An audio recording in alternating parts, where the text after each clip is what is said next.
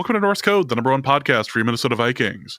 I'm your host and producer. My name is James Pagashnik. Thank you guys so much for listening. And at the other end of the tin cannon string, we have our analyst and co-host. You know him from numerous blogs and podcasts around the internet, most notably from the Wide Left Substack.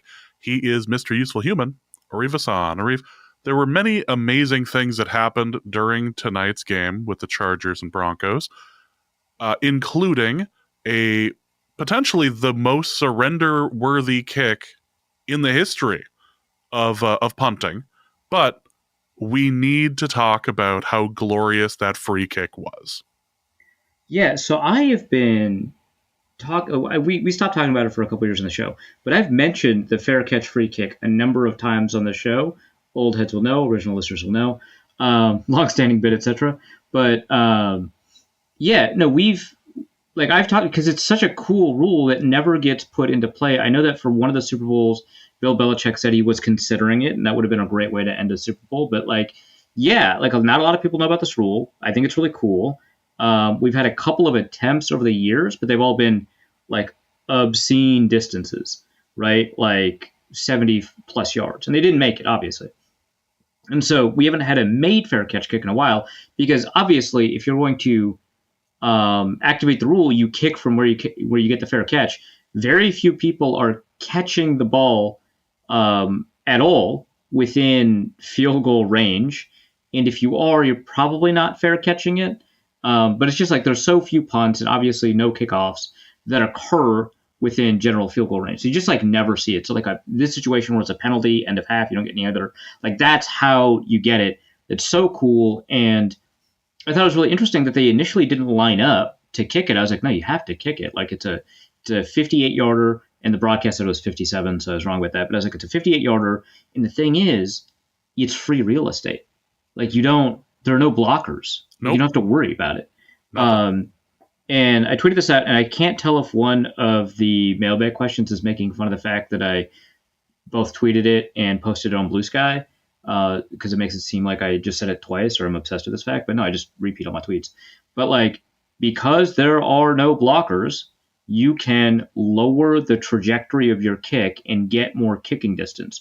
So your range on a free kick, or a fair catch kick rather, is much longer, or not much, but it's longer than it is on a field goal kick because you have to clear the line of scrimmage on a field goal kick. And here you don't. And so that's why you might see someone try like a 70-yard fair catch free kick, because you do have a little bit more range there.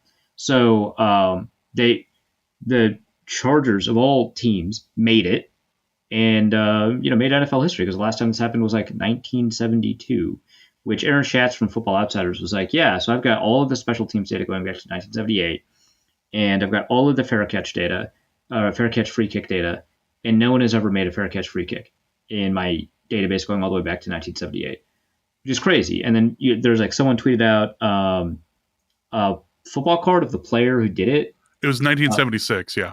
1976, yeah, that's it. And it's like the most 70s man alive. It was awesome. Yeah, nope. This dude rules. That is for certain. But we've come to an impasse, and I feel like we need to have a quick discussion about the future and how this affects the Hell League moving forward. Because I think it should affect the Hell League now. And I'm dragging my feet. I don't think we do it this time. We've done this before, right? Where we encounter kind of a quirk in NFL play or the way the rules play out, and then we change it for that week and then in perpetuity. The last time this was done, it was done because it was decided that missed extra points were not punished enough. And we changed that rule mid-season. There's all kinds of extra additional points, and so a missed free point or extra point was only minus 25, and so it didn't punish people enough because now we were getting a ton of points for like a 50-yard field goal, and so we changed it mid-season and impacted some games that had already happened by the time we made the decision, and our justification for that was, you're in something called the Hell League. I don't know what you expect. And I feel like that's a pretty good justification for now. What I want to do is institute a rule that every time a kicker gets a successful free kick, that either that person gets 100 points, which I will adjust on the fly, or they get Tree Fitty. They get the Nessie special, 350 points for the week. That's so funny. I like the 100 points because I like the idea that you could really screw up having an epic defining kick with 2 missed extra points. Like, wow, you really messed that up, my guy. I could be persuaded either way. I think 2 things are going to happen for next year. I think that we implement the rule that if the quarterback tackles the guy who gets a tackle, that equals some points. And I'll have to input that myself because Yahoo won't let me do it automatically. And I think we have to do something with the free kick. I think we should do something with the free kick now. I would, if Eric Thompson was in a match where this was going to be affecting it, then yes, I would. But I'm not going to do that. Oh, come on. It's so especially during the playoffs. That's so funny. It's because it's playoffs that I'm not doing. It's because it's playoffs that it's so funny? Hey, James, did Gary Anderson miss his kick in the regular season or the playoffs? That would be in the playoffs. What about Blair Walsh? Which kick are you referring to? I'm just saying. That's way funnier. Yes, I appreciate... The spirit of the Hell League is tortured Vikings fans, tortured specifically by kickers who have missed in the playoffs. We'll see where I'm at by the end of the show. All right. I'm still leaning toward no, but definitely. Wait, hold on. Are you against Cameron Dicker in any of these leagues? No, I might actually have him in one. Okay, I was like, why is he so reluctant? Wait a minute. In the interest of fairness, let me just triple check. Because I have Cameron Dicker in one league, but it doesn't matter because I already got kicked out of the playoffs. So I'm willing to bet I had Will Lutz. And no, I do not have Cameron Dicker. Or I don't have Dicker. And I don't believe I'm facing him. No, because the scores would have already appeared by now. So no, I'm not facing Dicker. Somebody had the defense for the Chargers. Nope. That's it. So yeah. I'm leaning towards that. I appreciate where you're coming from, but I'm just not sure I'm ready to mess with the system that hard. We do it all the time. And if it was going to destroy Eric Thompson's perfect season, you bet I would be doing it right now. This wouldn't have even been a discussion. I would have just done it on the fly. Already done it, yeah. If it was either going to destroy him or Don from Ohio, it would have been done already. Whoever's playing them, I really am sad that you decided not to roster Cameron Dicker. And with that, welcome to this episode of North Code. A couple of quick things. Thank you guys so much for the support last week. It was really fun. The live show was really awesome. Again, a thank you to the Union 32 Craft House. They were fantastic hosts as always. And thank you to everyone who showed up and found a seat for the event. Game was great. It was good to have the little recording as well after the show. Well, I'm putting together the Christmas show right now, and I need to stop having you be the person finding the car afterwards, because I'm doing the Christmas stuff now, and I was going through some old episodes, putting the clips together, and we couldn't find my car after the beekeeper, and I'm putting that on you. So what? I'm just saying that the last 2 times that we were trying to find my car after something, we found your car immediately after the live show. What are you talking about? Yeah, because it was 6 feet from the door.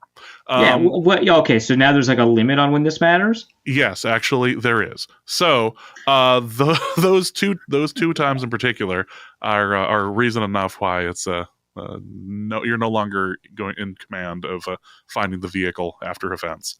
In command, like as if we delegated this and you weren't also trying to find the vehicle. I was following you, but your nose was in your phone, Sure. so this All was right. my fault. All right. This was my bad. I should have just. I hate it when people do that. Like, it was my fault for trusting you, whose fault it actually was.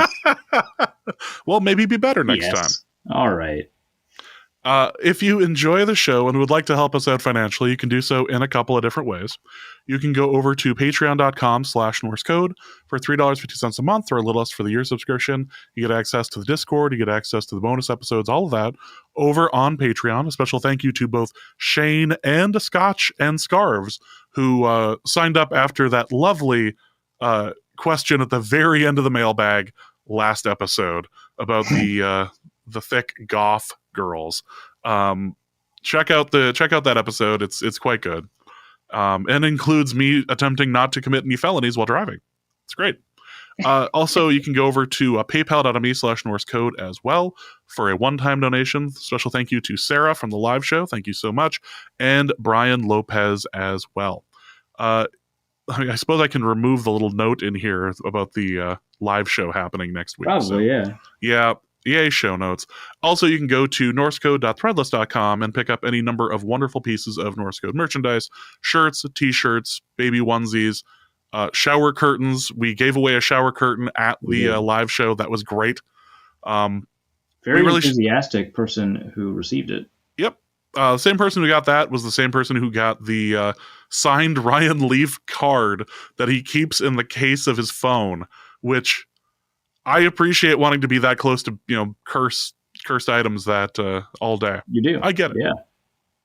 That's pretty great. So let's get into the show itself. We're going to be doing the preview of the Seahawks game. And I guess the first question I want to ask our guest here, our expert, you were really big on the receivers for actually, we got a question on this now that I'm thinking about it. I just want to ask our expert here, from Patrick O'Neill, how will the Seahawks wide receiver trio game plan around a Flores defense that is expected to get after Smith/Howell and force sacks or ill-advised throws? And will the Seahawks be wearing that awful neon green uniform? I don't know why you're asking me this, because we did bring on a Seahawks podcaster specifically to talk about the Seahawks, because they have subject matter expertise in the Seahawks. And I've already recorded the interview, James, so I don't know why that's happening. Well, fine. We'll just have to answer that after the fact. Let's go to the interview that Arif conducted earlier today with Griffin Sturgeon from the Seattle Overload podcast. All right, I'm here with Griffin Sturgeon from the Seattle Overload podcast. It was really difficult finding a Seattle Seahawks podcaster that wouldn't make fun of me, so I decided I'd just lean in. How you doing? Hey, Arif. Thanks for having me on. A longtime fan of your work of the Vikings. Definitely not another team. So, yeah, I'm happy I'll take it. Yeah. Well, what could that be in reference to? I have no idea what you're talking about. Right. But yeah, there's a long storied history there. And it's, once again, it's as Seahawks Twitter and Blue Sky sphere goes, it's Arif week, which I hope that doesn't make you throw up in your mouth when you hear me say that, but we just have to embrace reality there. I just want to be clear. I'm not the one who... The Seahawks and Vikings play each other. They play each other a lot. It's kind of nuts. I'm not the one who came up with that. I just want to be very clear that I didn't come up with that name. We're talking about the Seattle Seahawks. I feel like the Seahawks, you didn't really have a lot of expectations, positive or negative, going in. I felt like you'd kind of understand no matter how the season went.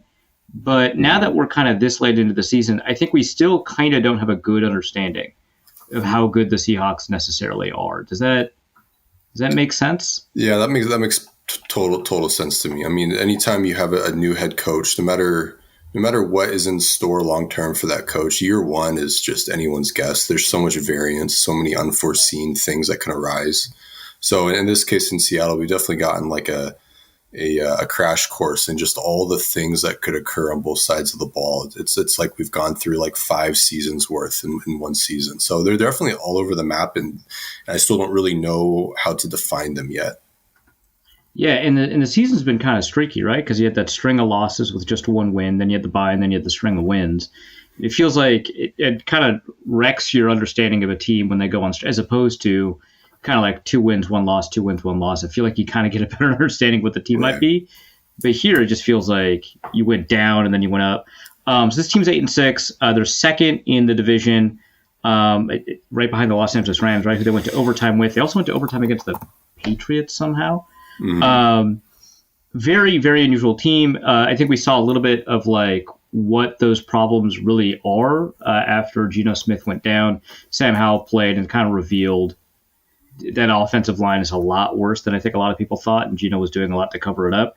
Seems like Geno is going to play this week. Can you tell me a little bit about Geno Smith's like short-term like prognosis, his health, what the team is looking like, and then kind of bigger picture, like what he's good at, what he's not good at, why Seattle's happy with him? Sure. Yeah. So right now he's dealing. I think it's a knee thing. He got hit kind of awkwardly. He got tackled as he was landing, so it was a low hit, but like unintentional. And it knocked him out of the game. And throughout this week, they were taking it day by day. And today was pretty much going to be the cutoff. If he can practice today and get through it, then he'll be good to go for Sunday, barring some, setback come Friday or Saturday. So it seems like he'll be okay. I don't know if he's 100%. But he'll be out there either way. And, as a player, for sure, like there's a huge, however good people think Geno is, and that is the subject of lots of debate among Seattle media and Seattle fans. However good he is, there's just tiers and tiers separating him and any given backup, in this case, Sam Howell. In fairness to Howell, I mean, he came in, pressed into service when he wasn't necessarily expecting to. It's a little different, right? But yeah, I mean, it's just you're talking about, in my opinion, a quarterback that, if nothing else, just can operate at a very high level with kind of the procedural aspects of the quarterback position, going to a quarterback who is like just has absolutely no idea what's going on, especially behind a really bad O-line. So, yeah, I mean, I'm in the camp of I think Geno's pretty good, and I think that his statistical output is being dampened by his offensive line, and now I'm kind of throwing my hat into the ring of the offensive coordinator being an issue too. I don't generally like to just default to the OC is the problem, but I think in this case it is, even though I do have a kind of a sympathetic view of Ryan Grubb, the offensive coordinator, but it still is it's just not been what anyone thought it would be. But yeah, sure. so Well, I have a question about that, because I have seen a couple of people talk about, I think it might have been your fault actually, a couple of people talk about Ryan Grubb as a potential problem, but it feels like, not that anyone's wrong when they say this, but it feels like the offensive coordinator has been the scapegoat in Seattle for over a decade now. Has there been a good one? In my opinion, yes. So, I mean, I was pretty neutral about Darrell Bevell. And I'm sure you remember the Darrell Bevell wars just being, unfortunately, subject to Seahawks fans against your will. But I didn't really have an opinion of him. I was like, he's fine. Probably, garden variety OC who isn't going to light the world on fire, but he's not, the devil either. And then Brian Schottenheimer came along, and I thought Schottenheimer did the best job with Russ. Well, or rather did a better job with Russ than Bevell did. Granted, he had the benefit of hindsight. He essentially ran Bevell's offense, but the greatest hits version, and then spiced up the run game a little bit to replace the absence of the zone read, because you weren't going to zone read with Wilson anymore at that point. And so your run game efficiency tanked a little bit. Schottenheimer was able to kind of let the run game rebound a little bit, mixing in some more gap scheme to complement the zone stuff that they would do. And then obviously like that ran out, that the Schottenheimer era ran its course. And I mean, my opinion of Schottenheimer is specific to how it went with Wilson. I don't know if Schottenheimer is a good offensive coordinator, but I do think he did a good job with Russ, and that's a very specific offense you have to run. And if you can do a good job of it, then, you get to reap all the benefits of what Russell Wilson can do for an offense. I mean, look what he's doing in Pittsburgh right now. It's like vintage Russ is back, in a run heavy, play action, deep shot heavy offense. It's like, yeah, he actually cooks when he's in the right offense. But so then in Waldron's case, I mean, I was started off Waldron neutral, and he had a lot of he had a lot of turbulence. Like his O-line just got destroyed his first year. They reformed it. And then they were averaging like 7 yards per carry the final 6 weeks of his first year in 2021. And I'm like, okay, he's probably doing something right. And then 2022, like the Geno resurrection thing happens. And I'm not a believer that, like, with rare exceptions, I'm not really a believer in coordinators making a player. But I do think that it was really a team effort in getting Geno back on the map. I mean, in super majority of the credit goes to Geno himself. I mean, I think he's full-fledged, but I think Waldron, Canales, Pete Carroll, they all had a role in getting him there. And then at this point, he's kind of self-sufficient, and you can kind of give him anyone. So long as the situation is, serviceable, he can give you a good offense. So, I mean, yeah, like I haven't really thought negatively of Seattle's coordinators. And then in this case, there was a lot of criticism about Shane Waldron last year. But in my mind, like, Seattle probably had a bottom 5 O-line, and they were around 10th in EPA. And if you presented to me those two things, like, hey, you're going to have a bottom 5 O-line, but you're also going to be around 10th in most efficiency metrics, will you take that? Or will you take the alternative? And the alternative being anything could happen. It's like, all right, I'm not going to complain. I'll take what you gave me. I'll take the 10th best offense with the bottom 5 O-line, no matter who the quarterback is, whatever, I won't complain. And that's what we got. And so I just have a hard time being presented all those variables and being like, the OC is horrible. That doesn't mean I think Waldron is amazing or anything. Obviously, it didn't go well in Chicago, and there were a lot of variables there. I just think that he did a fine job in 2023 in Seattle. And I think that's further magnified by how far Seattle has fallen in most metrics this year. Because right now you're talking about not like a horrific offense, but like squarely below average in points per drive, EPA, DVOA, what have you. So this is the one time for me where I'm actually like, I kind of think the coordinator is contributing to some of their woes. So the concerns about the coordinator then, like how are those, like, what's Grubb doing? Yeah. Sorry, I didn't mean to cut you off there. I mean, like, what do I think? Like, what do I think his shortcomings are, essentially?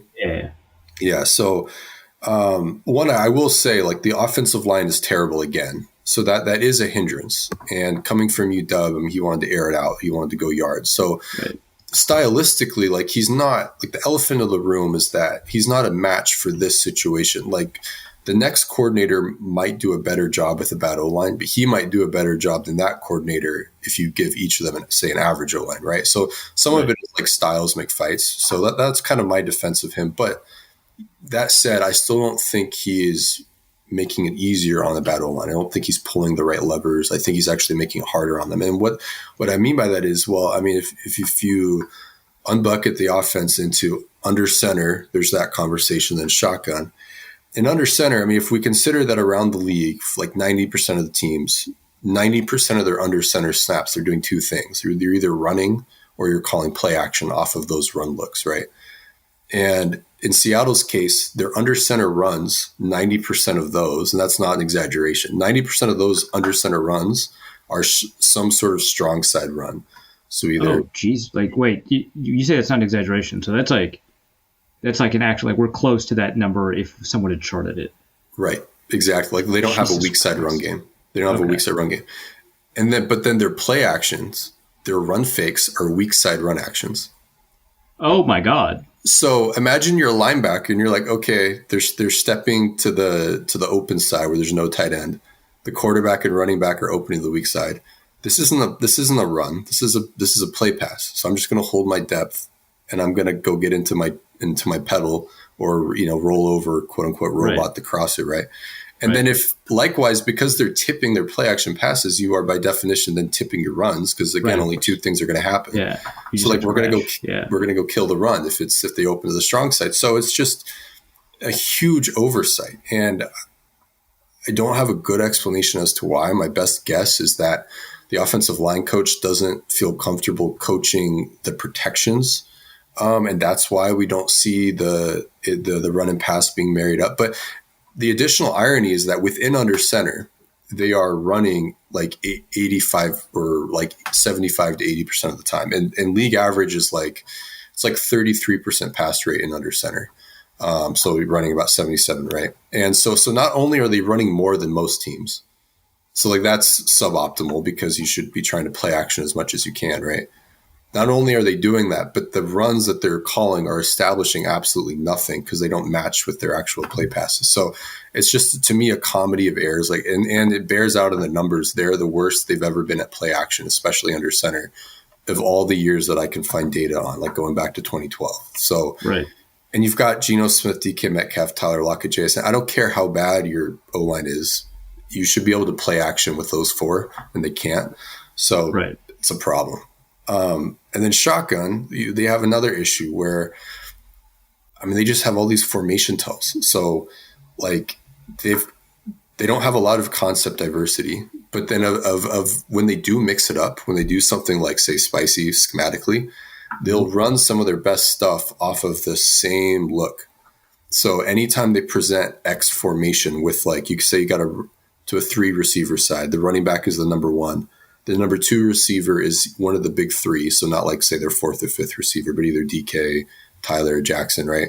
If they're the number 2 receiver and on the line of scrimmage, and then the number 3 receiver is off, they're running what's called stick invert or shock, where it's like every time, like without exaggeration, 100% of those snaps is shock, which is a quick game concept. And it's like, there's a lot of that going on. There's so much predictability. And I think Grubb's route designs are really interesting. The way he tries to isolate certain defenders, spring guys open is great, but it's completely undermined by the pre-snap formation tell. So you have corners bailing right at the snap, like, oh, why are they always bailing to the guy that's going vertical? Oh, because they know pre-snap who's going vertical based off of their tape study. So he's not dressing up his concepts with different formations and vice versa. It's just all so linear, and I mean, they just don't have any answers for it. They haven't really worked out of that all year long. So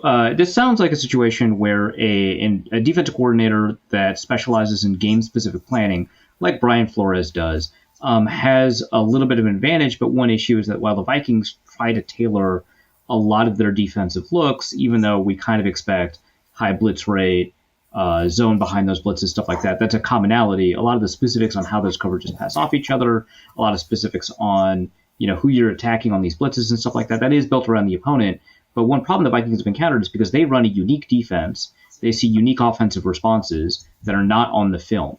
On both sides of the ball, actually, but primarily when they're on defense and the opponent's on offense.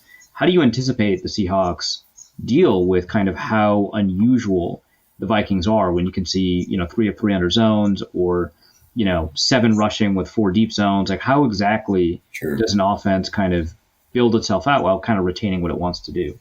Yeah, this is where it gets really interesting for me from the X and O standpoint. So I didn't know that, because obviously Flores likes to spice it up, like you were saying.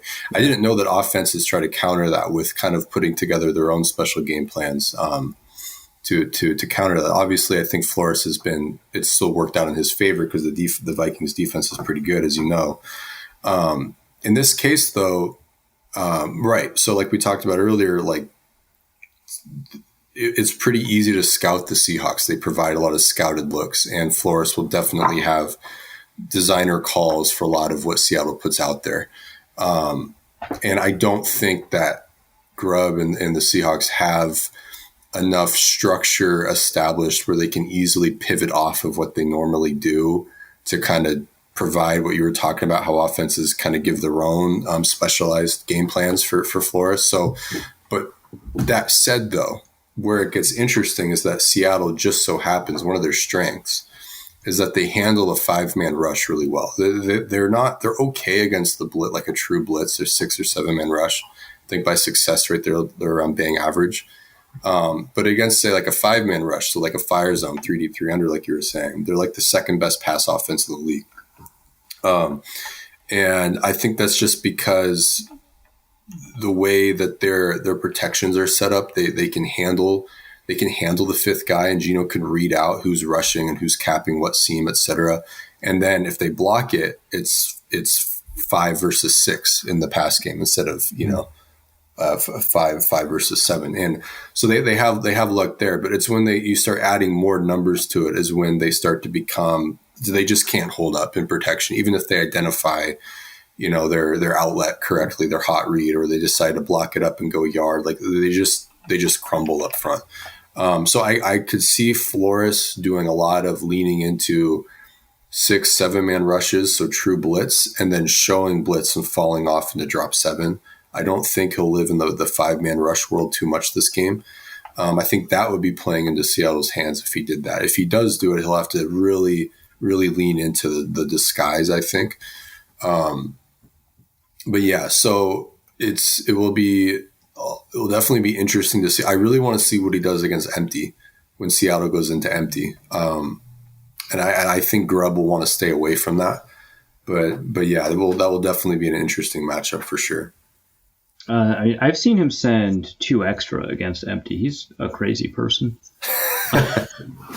Yeah, that will be interesting. I can see Flores trying to trap the flat off of that too, because Seattle will throw to the flat a lot out of empties. So. Yeah, he's done that a lot. He's switched up palms, because they typically do cover 4 off of the.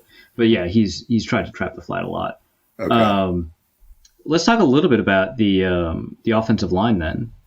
So obviously, huge point of contention. It seems like Charles Cross is fine. He's a high draft pick, first round pick. But it seems like Abraham Lucas is not recovered from his injuries.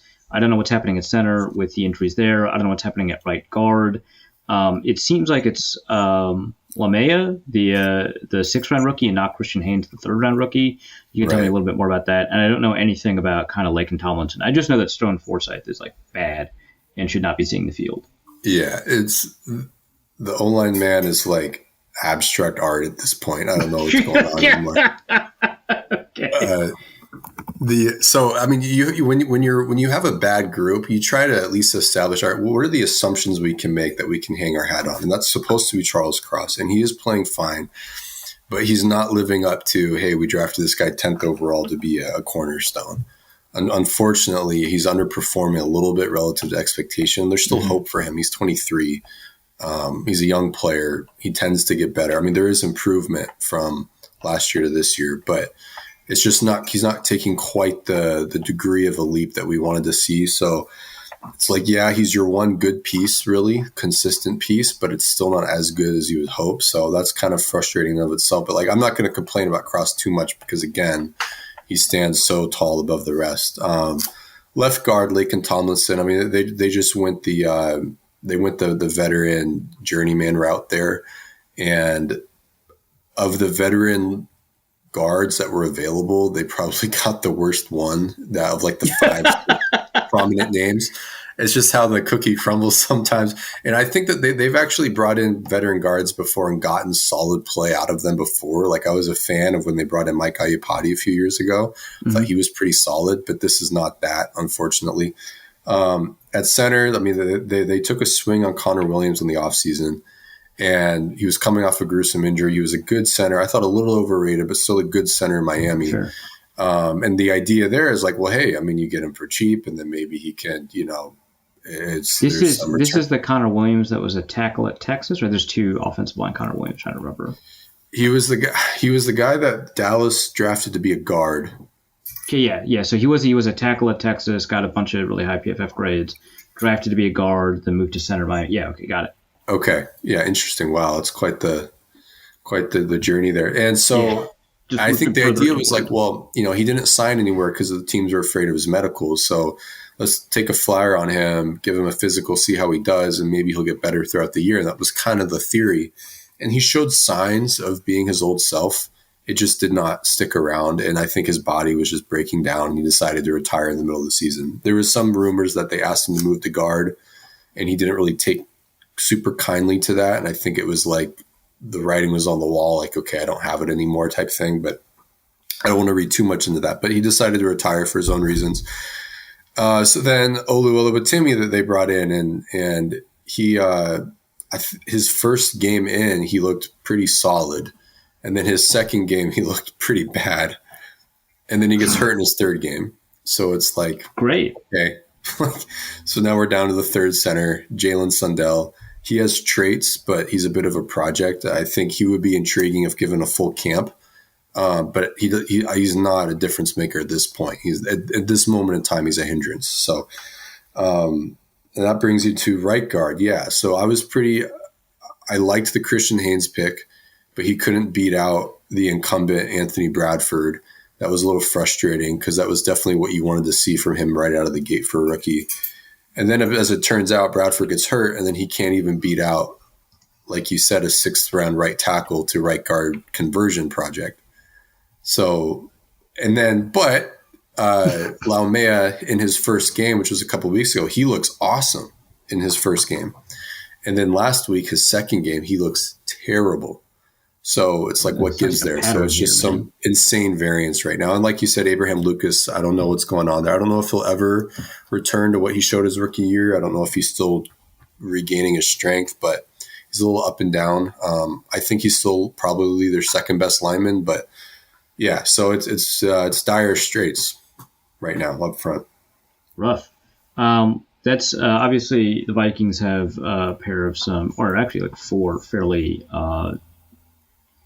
performant edge rushers right now. They're all doing pretty well, so it's not a great sign for Seattle. Let's talk a little bit about the skill position group.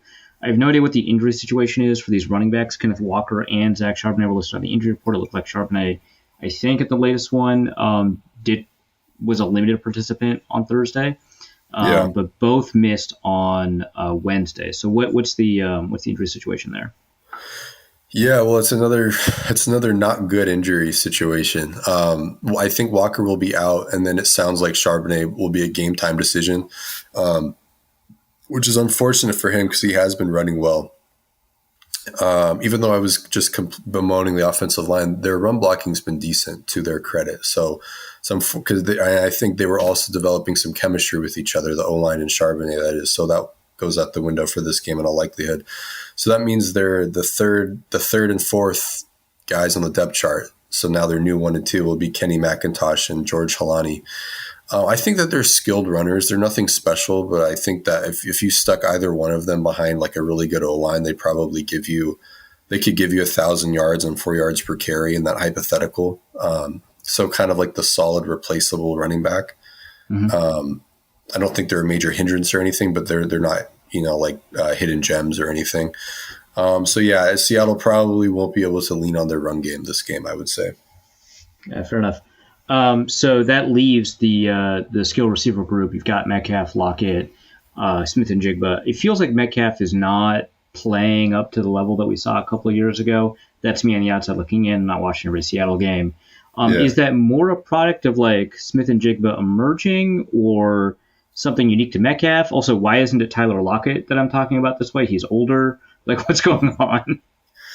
Yeah, so I think Seattle fans, myself included, we kind of need to come to terms with the fact that this trio is a little overrated. They're still very good, but they're a little overrated. They're not they're not like the arsenal that we kind of hoped that they would be.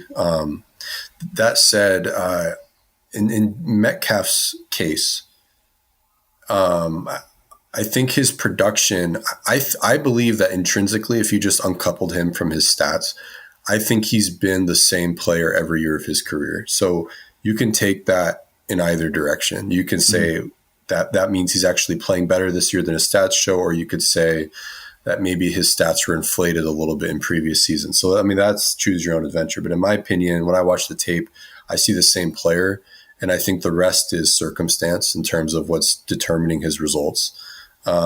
It kind of goes back to Grubb. I know this is wild to say, given what he did at UW and with Rome Odunze kind of being a roster mirror or a roster parallel there, but I don't think he's using DK right. There were criticisms last year about him not being used correctly. I thought his usage last year was fine, especially given the O-line. But his numbers this year, while his volume yardage is better, all of his advanced metrics are the worst of his career. So with the exception of yards per route run, which is an important stat, that's about being average for his career. But his EPA per target, success rate, first downs per reception, Sports Info Solutions statistic, which is total points or something like that. catchable thrown balls is the worst of his career. And also like bottom 15 of the top 75 target earners in the league right now.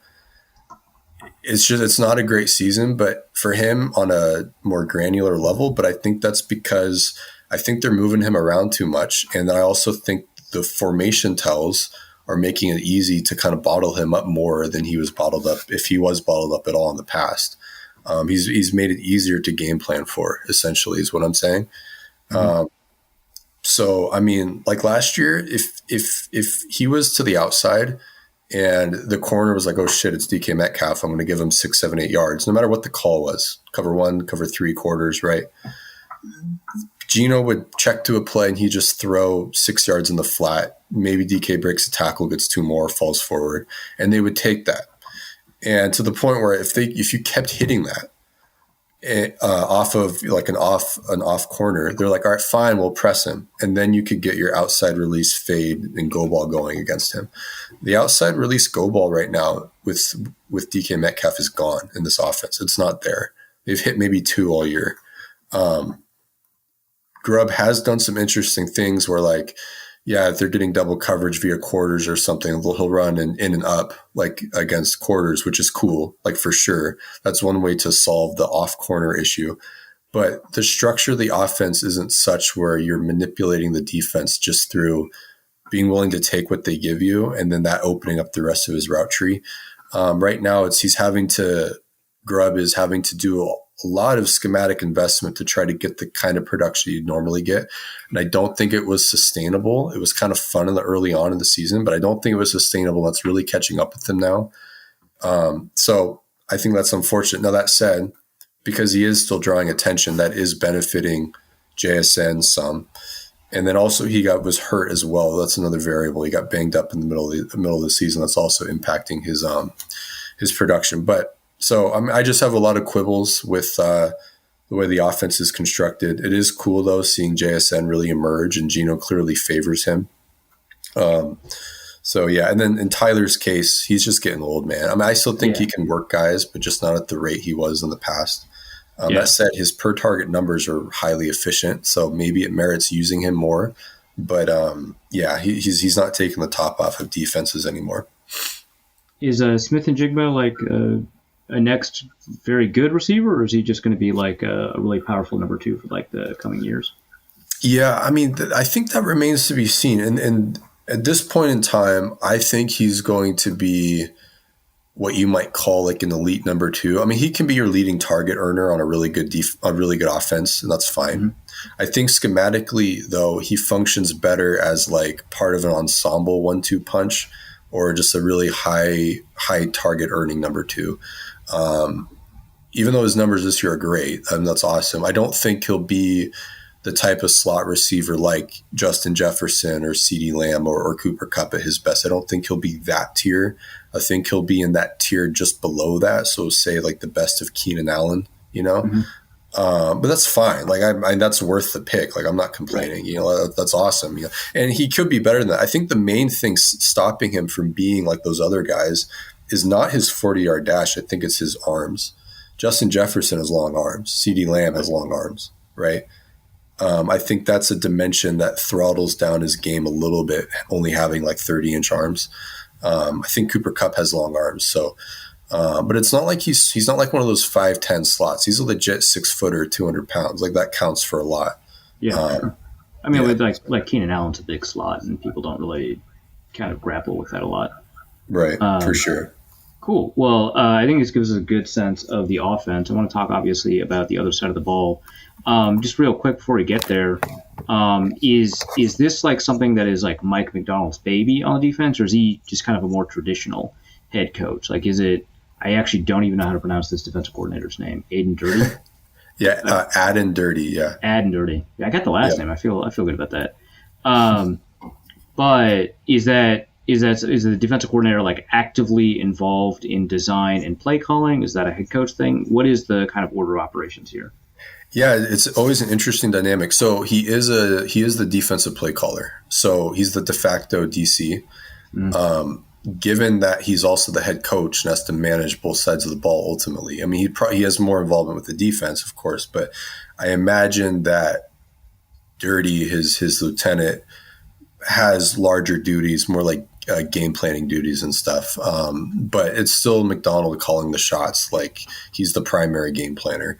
So I'm always curious how the division of labor inside NFL coaching staffs are like when you've got that situation going on, because he gets the DC title.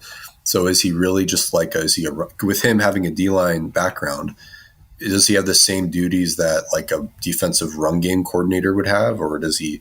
I mean, I don't know how they divide that up. It's interesting because they also have a passing game coordinator. So in Carl Scott, and what does that mean? Is he just the DB coach, or does he actually have like heavy duties with, say, third down game plannings or second and long situations? What does that actually look like? So I can't really answer that question, but the only thing I can say is that, yeah, McDonald is calling the plays. So I would still call it his baby, but it's probably not the same level of involvement as he had in Baltimore, where he was just the DC. So, yeah, fair enough.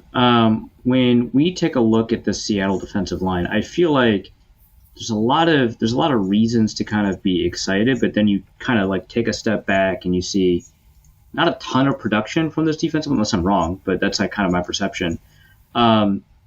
Obviously, we had like a really astounding game from Leonard Williams pretty recently.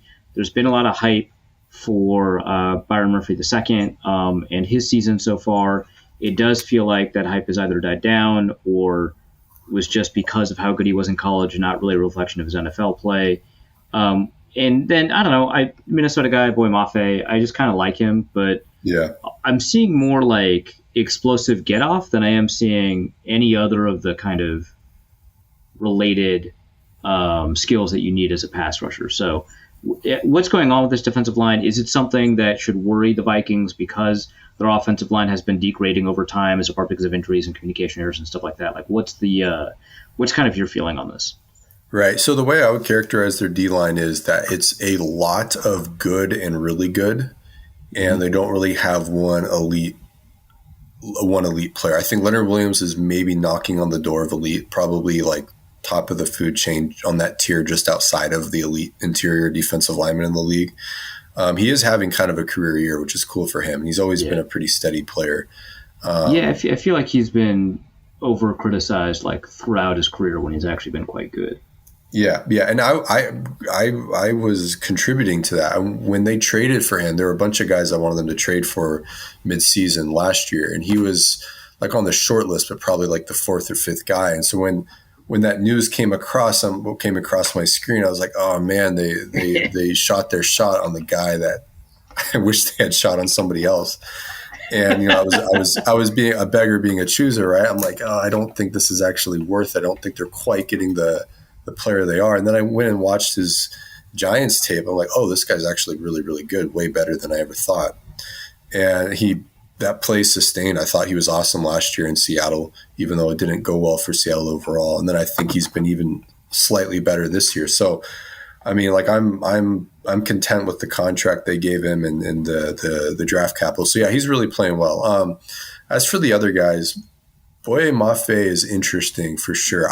In the draft, I was not as high on him as I was some other guys, and I definitely got proven wrong there. He's emerged like above a lot of those guys that were taking that draft, like from pick 20 to 60 at edge. Mm-hmm. I think he might be the best there. Unless I'm misremembering someone. But yeah, so it's an interesting case with him. The get off and explosiveness is there. When he can really time the snap up, the speed to power is there. He has pass rush moves. I think his issue though is that I don't think he is the most natural. He's not. His moves are very predetermined. I don't think he's a great reactor, so he's not very like naturally coordinated. Mm-hmm. Is in my opinion. So like when he runs a speed arc, he does. If you were to draw the line on the grass, it doesn't seem like a curved line. It would be like a jagged line.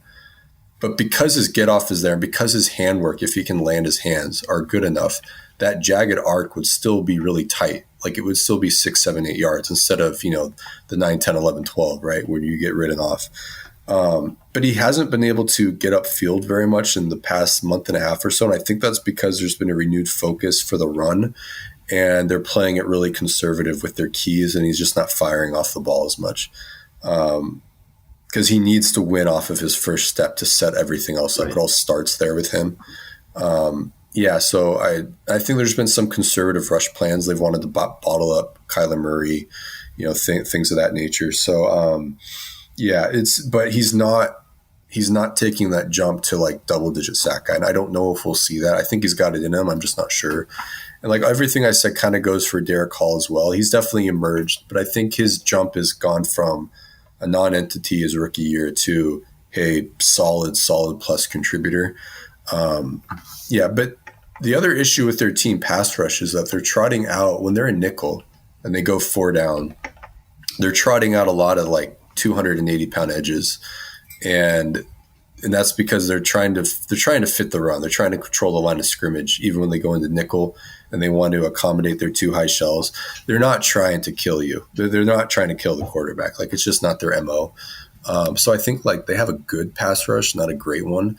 And that's because they're trying to remain sound against the run because it had been so bad prior. Fair enough. Cool. So I think that leads us into that linebacker group. I think that there was kind of a lot of question marks. From what I understand, they just had to let Jordan Brooks walk, which I don't know what the math on that was, maybe. But it seems like we're in a spot where, like, obviously they grabbed Ernest Jones, but it seems like we're in a spot where we're really testing this, like, how much do linebackers matter kind of question. Because this doesn't strike me as a particularly talented or qualified group. Again, tell me if I'm wrong. Is this causing a problem? Yeah, so early on in the season, they let Brooks go, and I don't know what the nature was behind that. If it was mutual, if they were concerned about his knee injury, I don't know. But bottom line, him not being retained put Seattle in the hole at linebacker, especially with not being a good linebacker draft. So they started the year off with Tyrell Dodson and Jerome Baker, and neither are Seahawks anymore. So Tyrell Dodson was cut outright. Jerome Baker was traded away.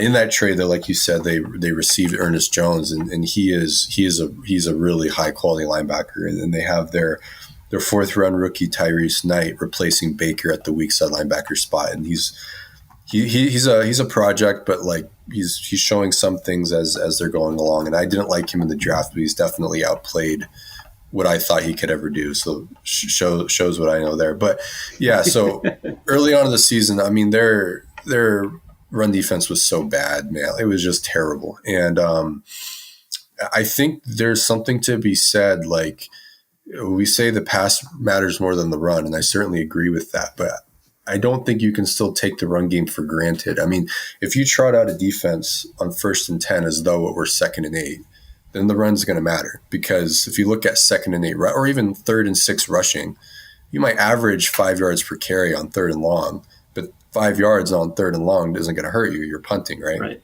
But 5 yards on 1st and 10 is going to hurt you. 6 yards is going to hurt you. So, I mean, it's hard to defend the run out of a 4-down front paired with a 2 high shell or light box in the NFL. Like, very few teams actually do that well. And I think it's understated how frequently teams actually do that, which is to say they don't actually do that frequently. Very few teams are trotting out a 4-2-5 quarter half defense on 1st and 10 as frequently as I think we think they are. Like, the NFL isn't as spread as college, and that's because like teams don't want to get run on. And so that was Seattle's issue, and especially the way they were coaching the linebackers. So if you got if the offensive line, if there's 6 blockers on the offensive line forming 7 gaps, and you got a 4-2 box, you got 6 fitters, it's 6 versus 7. So the fundamental question is, how do you manage that 7th gap, right? Well, and Seattle's answers to that, and McDonald's answer to that is, we're going to task those 3 open gaps to the 2 linebackers, and they're going to have to play conservatively and laterally and have to essentially ball fit off the behavior of the running back. And that's just really hard to do. They couldn't handle it, essentially, which is, I mean, that's point blank. So now they traded for Ernest Jones, but they also made a scheme tweak now where they're folding the nickel in to get a 7th fitter. So now it's 7 versus 7 again. That was working really well until the Packers kind of recognized that. And they're like, all right, well, if you're still going to play nickel against us when we go into 12 personnel, or even when we're in 11, we're going to get an extra blocker in there. So now it's 8 versus 7 again. And now we're going to force you into a ball-fitting technique world where you can't just come vertical downhill and punch your gap and kill it. Like, we're going to make you read us. And Seattle's showing that they're struggling with that a little bit, even with Ernest Jones. Now, it's not as bad as it was in the first month of the season, but it's still not great. And in my mind, it's like Ernest Jones is really good. And if you can't do it with him, that's commentary on the scheme. It's not commentary on Mike Macdonald himself, but just commentary like, yeah, it's hard to fit the run out of too high and only 6 guys, with only 4 guys in the line of scrimmage. If you want to do it, you got to play a bare front or some sort of odd front, but teams don't want to do that because you can't get any pass rush out of that front unless you want to blitz. So it's been an interesting season watching that relationship between the box numbers and what you want to do in coverage. That run pass relationship. It's been fascinating to watch unfold. Unfortunately, it's been hurting Seattle though. So I don't know what they want to do moving forward. Macdonald had some interesting quotes after the Packers game. He said, I think we need to accept there's some things we just can't do very well, to that effect. That was pretty interesting that he said that. So yeah, I'm curious to see where Mike takes it from here. Cool. So I think this brings us to probably what you would hope or expect the strength of the defense to be. Obviously, a little bit of work to be done there, but highlighted by Rick Woolen, Devin Witherspoon. I saw a bunch of Seattle fans get mad about Josh Jobe last week, so I guess not him. It's just my perception. Yeah. And, the safety group kind of reconstituting it after some pretty difficult years at safety.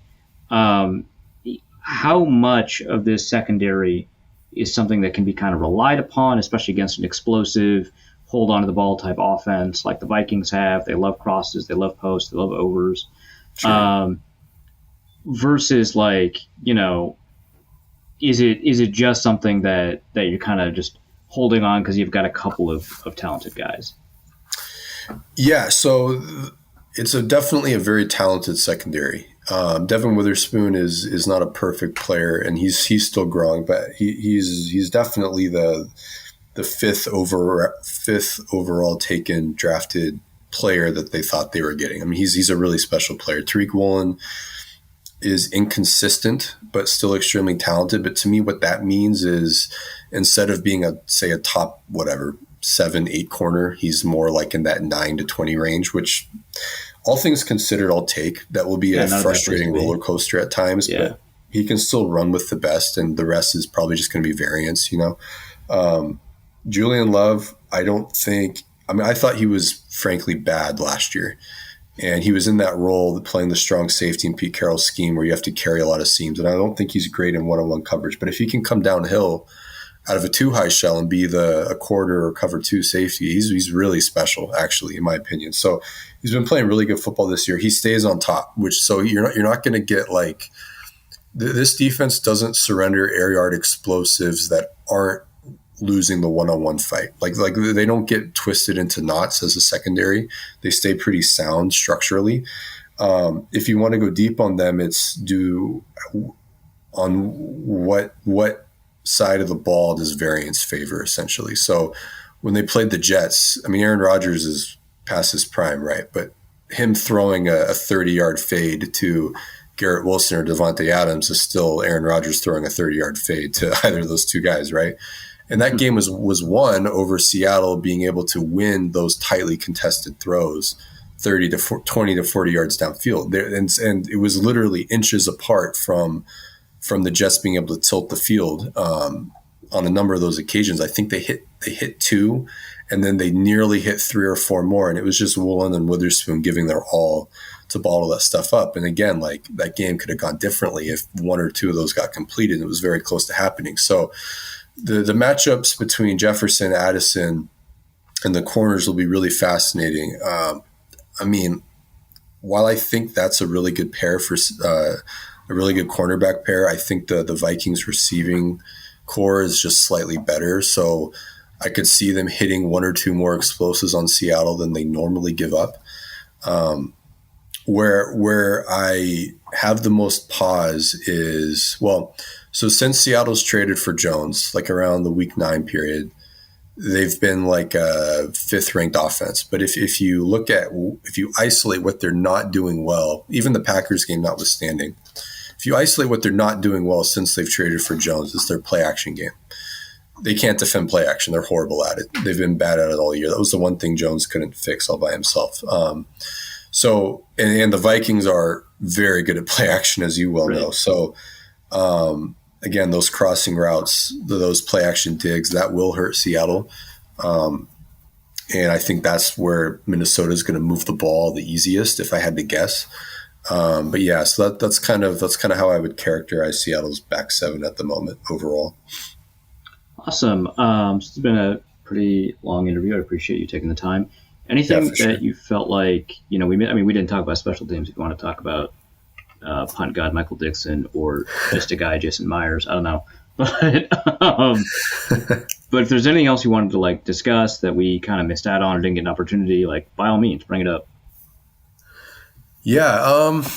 Shoot, I don't know. I mean, I have a policy of not caring about special teams just because I've just got no space for it in my mind. I know it's stupid. It matters. It matters a lot. But yeah, so I don't know. This will be a really interesting game. I mean, I predicted 2 weeks ago that Seattle would beat Green Bay and they get slaughtered by the Vikings. But then Seattle got slaughtered by the Packers, so I don't know what that means for this game. It might end up being a 1-score game. I don't know. It would be funny if there is a Geno Smith, Sam Darnold shootout in the year 2024. If you said that 10 years ago, everyone would look at you like you were insane. But yeah, I mean, I think it's cool. That's the way the league is going. Well, I have a question for you though. Yeah. And I mean, is Sam Darnold real long term? How do you view that? Man, what a great question. I don't know. I genuinely don't know.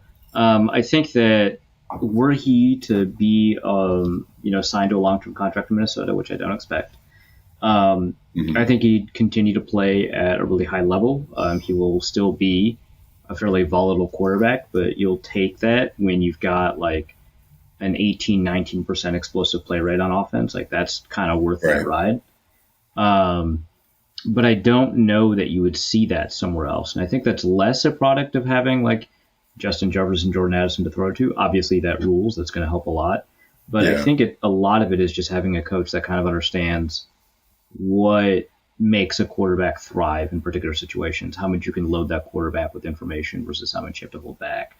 What concepts work best for the quarterback, whether or not it makes sense to tell that quarterback to actually, hang on to that first read for a little bit longer that works for you, that kind of stuff. So I think a lot of it is O'Connell taking someone who's naturally quite gifted and pointing them in the right direction. So that works pretty well for Sam Darnold. Sure. I don't know that Darnold would have that success in a lot of other places, though I do think that people are underrating what he did in Carolina in his final stint there, his final 6 games. So that's fair. Okay. Probably real, but real probably doesn't mean the level of production that we're seeing right now. Right. Sure. Yeah, it's interesting. And so then it's probably fair to say then that O'Connell is of the class of those quote unquote scheme lords like Shanahan and McVay and Andy Reid. Would you, being so clued into the Vikings world, is he of that caliber? Yeah, I think so. But I think it's less, crafting uniquely great play designs, which he's very good at play design, and more understanding how to communicate with players what he wants accomplished. And I think nothing demonstrated that better than the first Josh Dobbs game, where Josh Dobbs goes in, doesn't even know the playbook. O'Connell was explaining to him what the play is in the headset until the mic cuts off at 15 seconds. And that's a particular skill to identify what you can say, what you can't say, what you think they know, and condense that information in a way that's easily packageable and legible and useful for the quarterback. And I think that he's got that skill across a number of different quarterbacks so that he can communicate what he needs to. And so it's really getting them to do what the play is designed to do more than it is designing the perfect play, which again, he's pretty good Sure. at that, but I wouldn't Yeah. put him in the McVay-Shanahan category of the way that we identify these guys, even though I think he's a good play designer. I think I put him more in the thing that Coryell is really well known for is designing a system that was really easy to communicate to a bunch of players, and I think that that's like what O'Connell does. So yeah, I think that in creating offense, yeah, I'd put him in that category, but not in the same way. In the same way, yeah, sure. So he's got it's a funny contrast. He's got maybe the people skills that the Right. Nepo babies don't necessarily have. Right. Yeah, exactly. I think that might be it.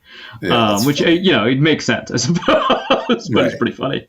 Yeah. All right, man, where can people find you? Yeah, I do a little podcast with my co-conspirator, Matty F. Brown, Seattle Overload. We do tape review, regular game recaps, game previews, etc. You can just find us, as the saying goes, wherever you get your podcasts, on YouTube, whatever. So, all right, dope, man. Thanks for coming out. Peace out. Yeah, hey, thanks for having me. Really enjoyed it. Take care. All right, let's go to the mailbag. And the first question is from Patrick O'Neill, who asks, how will the Seattle wide receiver trio game plan around a Flores defense that is expected to get after Smith / Howell, and force sacks or ill-advised throws? Will the Seahawks be wearing that awful neon green uniform? I mean, from the way that the subject matter expert, the way that Griff talked about Ryan Grubb, the offensive coordinator for the Seattle Seahawks, suggested that there wasn't a lot of flexibility or game-specific planning for what they do, and there's not as much freedom at the line of scrimmage for Geno as there was for previous offensive coordinators. So it sounds like nothing based off of the way that he talked about it, which is a little bit concerning, but like primarily I think that they would try something like, slants to DK Metcalf because, taking advantage of his big body, getting inside leverage, taking advantage of yards after the catch without having to make it like a contested catch. Like those seem like a pretty good response given their personnel and the way that the Vikings line up. You obviously have to pay attention to kind of who drops where because that can complicate the slants. But you've got players like Smith and Jigba and Tyler Lockett that are probably going to be able to run like dig routes on top of that. So you'll always have some options somewhere. But that's my guess. But it really doesn't seem like there's going to be a lot. But it seems like the intermediate and short passing game is the more consistent element this year, despite Geno Smith's play style and overall capabilities as a deep ball passer. It seems like the way that they would respond to this kind of thing is like a lot of intermediate passing, not like one-step deep go balls. Let's go to the handsome green Ben Greenhagen, who asks, how do you see the race for the number 1 seed playing out? Did the Vikings potentially mess up their, quote, strength of victory tiebreaker by beating the Bears, assuming the Eagles lose one more and the Vikings win out?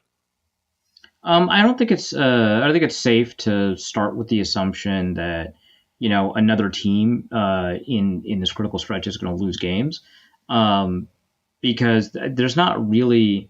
So obviously, if the Vikings lose out, or if the Vikings lose against the Bears and then win out, and the Eagles lose one and then win out, the Vikings and Eagles will be tied, and then I guess maybe that changes the strength of victory table. I don't know. It's kind of an interesting set of incentives. But the thing is, if the Vikings win and then the Eagles lose one, then the Vikings don't need a tiebreaker against the Eagles. It only matters if they both win out. So in either case, it's still better to beat the Bears. There's not like a weird perverse incentive. It's just kind of funny how it works out. So that's not the issue. It is difficult to kind of game all of this out because this drops to the 4th tiebreaker. So if the Vikings win out, they'll have the tiebreaker against the Lions for the division, which means that they're going to be up against the Philadelphia Eagles if they win out for the number 1 seed.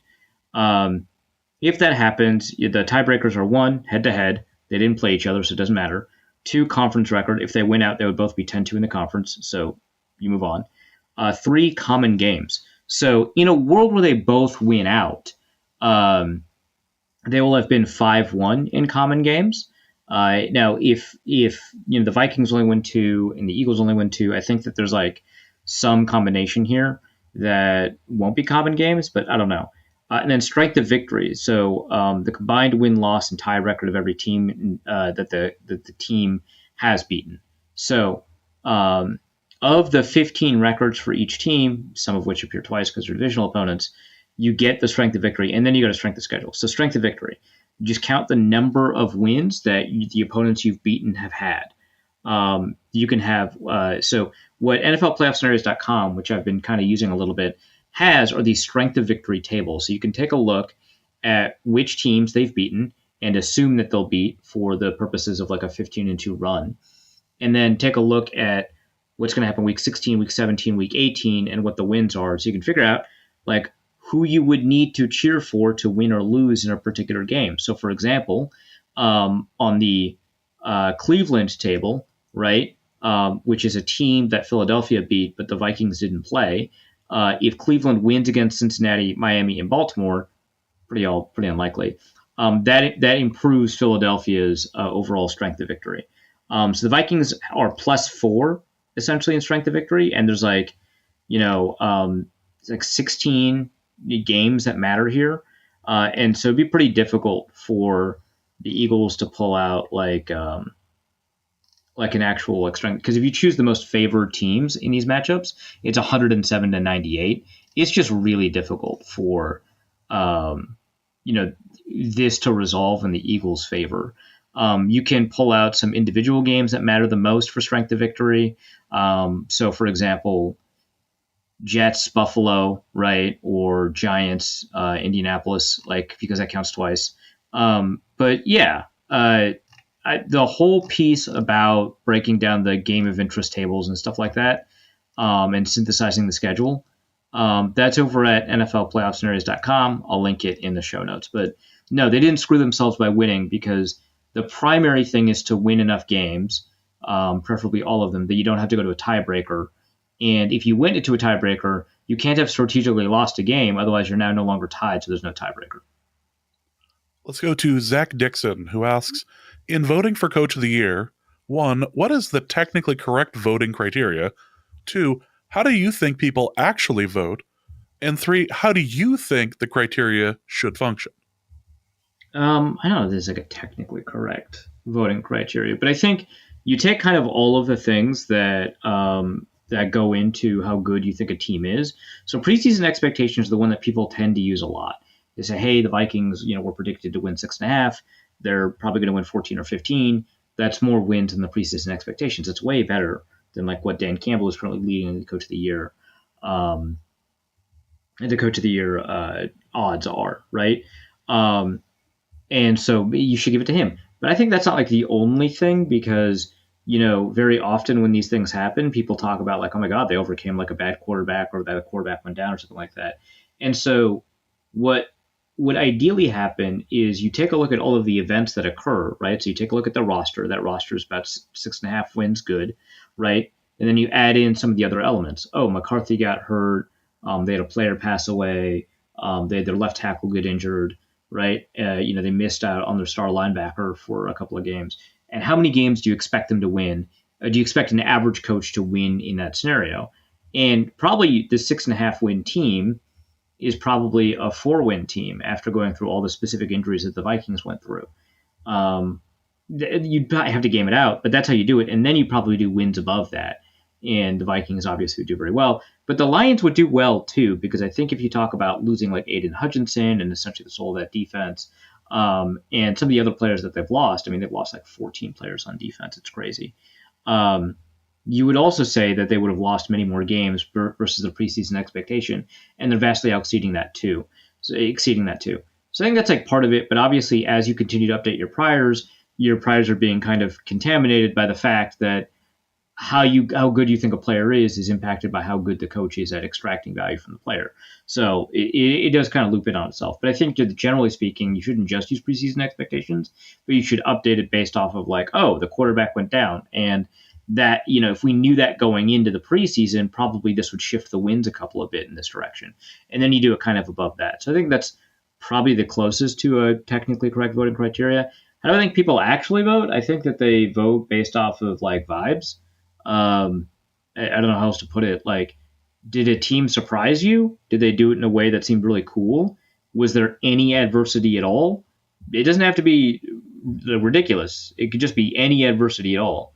Okay, great. Coach of the Year. I think it's usually how it does work out. Like if you're a first time, like did Kevin Stefanski win Coach of the Year when the Browns went to the playoffs? I think he did. If you're like a team that hasn't been in the playoffs in forever, you probably get Coach of the Year. If you're a team that has never been like the NFC Championship game or whatever, probably get Coach of the Year. So it's really also like on top of that, like stuff like, oh, you like overcame the curse of being the Browns. Well, here you go, Coach of the Year.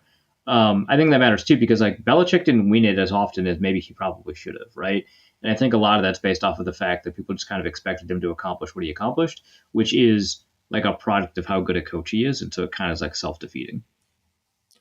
Let's go to a second jet has hit Drew Bledsoe with the question, for Arif's healthcare corner, how expensive do you think it is to have 23 players on IR?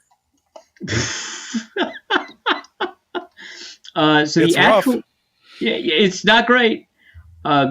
So the actual impact that IR has on a team's cash flow is different from player to player based on the contract they sign. It's not actually universal. It's typical, I think, to have a certain percentage, maybe even up to 50%. I don't know. Typical to have a certain percentage of your contract guaranteed for injury, guaranteed for IR. But we only hear about that for like big contracts, right? And for the big contracts, it's typically 100% anyway. But that's not true for most players. So it can be really expensive. It's probably less expensive than you think. This is actually not really how I expected a second jet has hit Drew Bledsoe to ask a healthcare question. I got to say, based off of that username and recent healthcare news, I expected a different healthcare question. Well, this particular person is a Lions fan, so it works for me anyway. And the Funky Bunch asks, does a free kick being unblocked essentially decrease the difficulty of the kick because the trajectory can be so much lower? Yep, answer that above. Yep. Ingram's left foot asks, when does James declare free kick owners the victors of their Hell League? As far a concerned, completely unbiased citizen who absolutely has Dicker in his league. We're doing it next year. God, we're doing 100 points next year. It's just so funny to intervene in games. It's next year. I'm familiar. I'm the worst. Also, did Purdy give his linemen a bunch of leased vehicles for Christmas? Is this better or worse than the surprise car for your significant other? Okay, I'm Googling this now. I usually do the research before the show. There was a tweet that went out about Brock Purdy giving a bunch of vehicles to his offensive line and he has not signed an extension. And then someone pointed out, like, hey, hold on. Yeah, he's not making nearly enough money to like. I mean, if it was just a bunch of like Acuras, maybe. Right. Okay, so what probably happened here is that Brock Purdy is sponsored by Toyota, and they just got the cars. I think a series of dealerships in the San Francisco Bay Area likely were involved. Right. Well, I mean, Toyota. I don't think it even necessarily had to be a specific dealership. I think it's just Toyota did it. Someone said Toyota probably pays Brock Purdy more than the 49ers do, and that it might be true. So that's probably how that happened. So I don't think you got a bunch of leased cars. Typically not considered a great deal, but this is a very, very weird market for buying cars, and so more people are moving to leases. I'm not saying it's a good idea. I'm just saying I guess the question's more complicated than we originally thought. So something to think about. Deez asks, double whammy. For Arif's woke corner, what did you think of the Aaron Rodgers documentary? Also, please state your vax status before you speak. Okay, I will not be doing that. One. Two, very funny that he keeps like demanding that of people who criticize him. And Ryan Clark is like, what are you talking about? Yeah. That was so funny. Like Ryan Clark's response was great. He's just like, look, man, you suck. Anything else you say that doesn't address the fact that you suck is clearly a distraction. So yeah, I'm vaxxed. You suck. It was just like, yeah, that's how you answer that. But no, I didn't watch the documentary. I don't know. Maybe we could do like a. I feel a feeling if you and I sat and watched it and did like a watch along thing, it would have to involve bunch of trips to my bar globe. So Yeah. Well, I can pull out the Grey Duck vodka that I've had since the election. there you go. That's that's how that works. Also, from D's, for Arif's Sumo Corner, with the January Basho set to start in a couple of weeks, who are two underrated Rikishi to keep an eye on? Okay, so I picked two. One is 30, and he's kind of bumped up and down. So, people might be a little bit familiar with him. But I mean, he has just been really incredible when he's been on. So Takanosho, he has been so he's won a couple of awards, 3 prizes for fighting spirit, 1 for outstanding performance. While ranked as Megashira, he has beaten Yokozuna 3 times, which is, I think, outstanding. He's been a runner-up in a number of division tournaments. The problem, of course, he's not Nozeki, and there's a reason for that. It's because he's really, really inconsistent. And so in the November Basho, for example, he was 11-4. In the July Basho, he was 12-3. Really great. So it's a top in, he's the runner-up in his division, right? But, before each of those, he's like 4-11, 8-7, 5-10, right? Like it's just really inconsistent the way that he plays. And, this happens for a lot of Rikishi. It's not like super unusual that this happens, but it is like he does play a fairly exciting style of sumo. A lot of pure power, a lot less technical skill, but it's still pretty fun to watch him kind of explode out of the break. So he's somebody that I think is pretty good. But again, at 30, you're probably not seeing a ton of surprising stuff out of him, but he's got the ability to kind of just beat anyone on any given day, and that's just kind of fun to have. The other one I think is an up-and-comer, Gonayama. He has been like pretty good. He's only been in a year and a half's worth of tournaments. But his first tournament he was 10-5, then he was 9-6, 8-7. He was on this run of like winning records in tournaments, and then in 2024 he kind of hit a rut. 5-10 performance, 6-9, 5-10, another 6-9.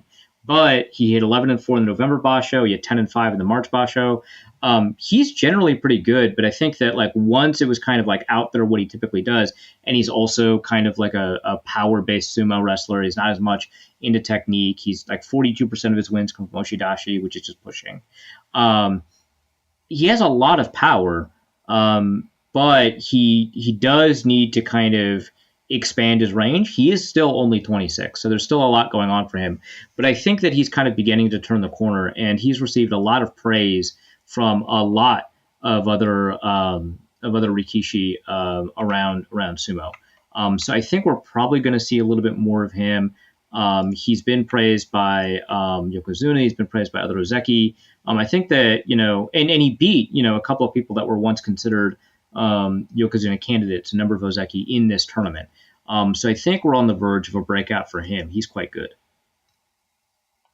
Let's go to Professor Poop, who asks, if a hypothetical, extraordinarily rich person bought the Vikings and proceeded to want to destroy them from within, what would be the fastest thing they could do, without just saying trade all the good players, to make this team as poopy as possible, asking for a client?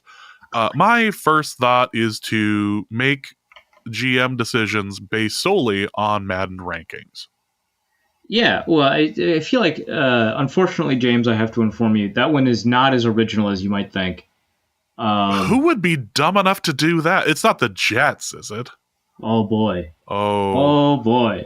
Yeah, former ambassador to England, Woody Johnson, does this. Well, okay, so a couple hours ago, Brian Costello tweeted out, okay, let me backtrack even more. The Rats are formally leaving the ship, and all the good stories 100%. Are coming out right now. Yeah.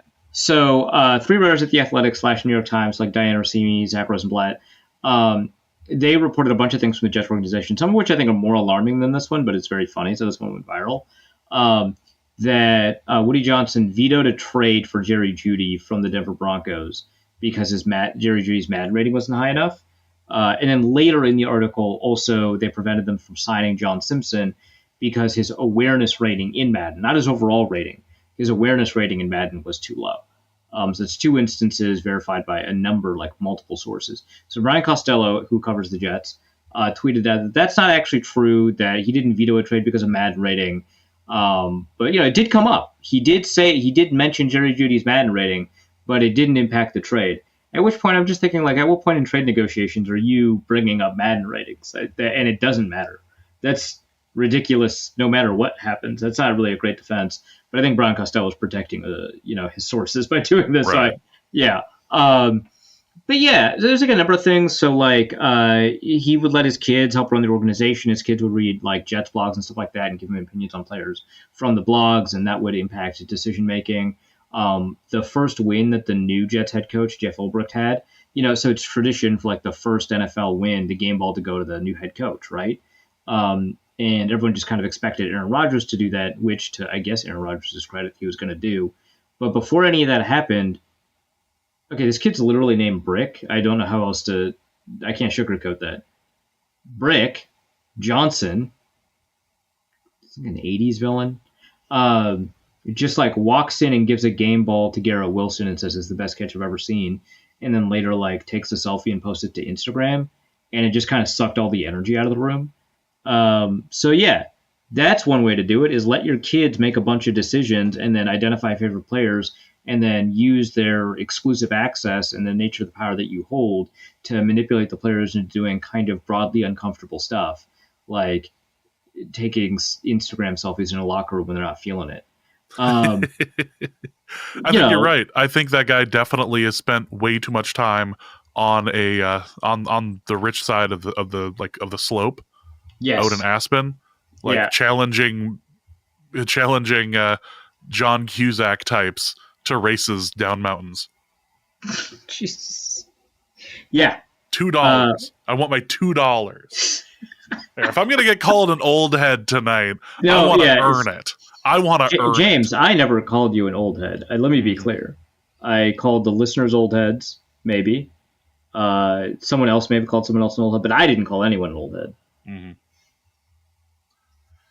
Anyway, let's go to Wham Warnold, who asks, for a Reeves cooking corner, what do I do with this tilapia? Tilapia is incredible. It's a sustainable fish. It's relatively cheap. It's relatively nutritious. They're pretty thin fillets, so you can go from frozen right to cooking in the oven. So it's been a while, but they were kind of, when I was moving beyond ramen as a poverty meal, tilapia was like up there, like kind of, because a lot of people have like frozen chicken breasts that they do this with. Totally understandable. I've been in college, right? Tilapia replaced that in a lot of meals for me. Just like Old Bay butter, like right from the freezer, just Old Bay butter, put it in the oven at like 375. Actually, 350 is probably better. And just like until it's heated through, browns on the outside. When it's flaky, pull it out, put it on top of some rice, put a little soy sauce over it. Incredible. Tilapia is a great struggle meal. It's not even struggle. It's just, it happens to be cheap. It's not even a struggle meal. It rules. So I think it's one of the most underrated fish because people just hate it. And I get that it is not salmon. I get that it is not, I guess people really like cod. I guess it's not cod, right? But it's like good. It's one of the greatest values you can get for a protein, I swear to God. So there you go. Also, I haven't done it in air fryers. This strikes me as a fish that would do outstandingly well in an air fryer environment. So experiment with that.